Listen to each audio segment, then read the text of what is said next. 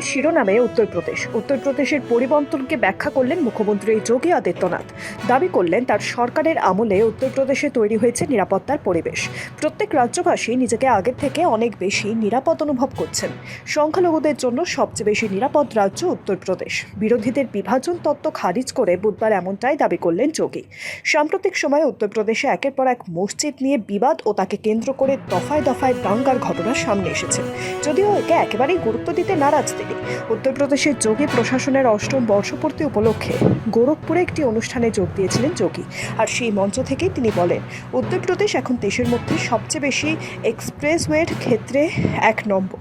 একটি চমৎকার highway network গড়ে উঠেছে, যার ফলে অন্তঃরাজ্য যোগাযোগ উন্নত হয়েছে। বিহার, ঝাড়খণ্ড, ছত্তিশগড়, মধ্যপ্রদেশ, রাজস্থান, হরিয়ানা এবং দিল্লির মতো রাজ্যগুলির সঙ্গে আমাদের যোগাযোগ এখন অনেক শক্তিশালী। এরই সঙ্গে তার দাবি, 1 জেলা 1 মেডিকেল কলেজ, 1 জেলা 1 পণ্যের মতো পদক্ষেপের কারণে নতুন নতুন চাকরির সৃষ্টি হয়েছে। বিনিয়োগের নতুন যুগের সূচনা হয়েছে উত্তরপ্রদেশে।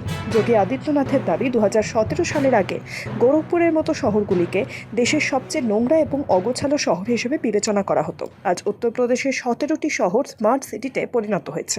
তাদের পরিচ্ছন্নতা, নিরাপত্তা এবং উন্নত যোগাযোগ ব্যবস্থার দৃষ্টান্ত স্থাপন করেছে। আর এই শহরগুলিতে সিসিটিভি ক্যামেরা স্থাপন করা হয়েছে। সমস্ত পৌর সংস্থাকে জেলা সদর দফতরের সঙ্গে সংযুক্ত করার প্রক্রিয়া চলছে বলেও জানান মুখ্যমন্ত্রী। Bureau report, sky news Bangla.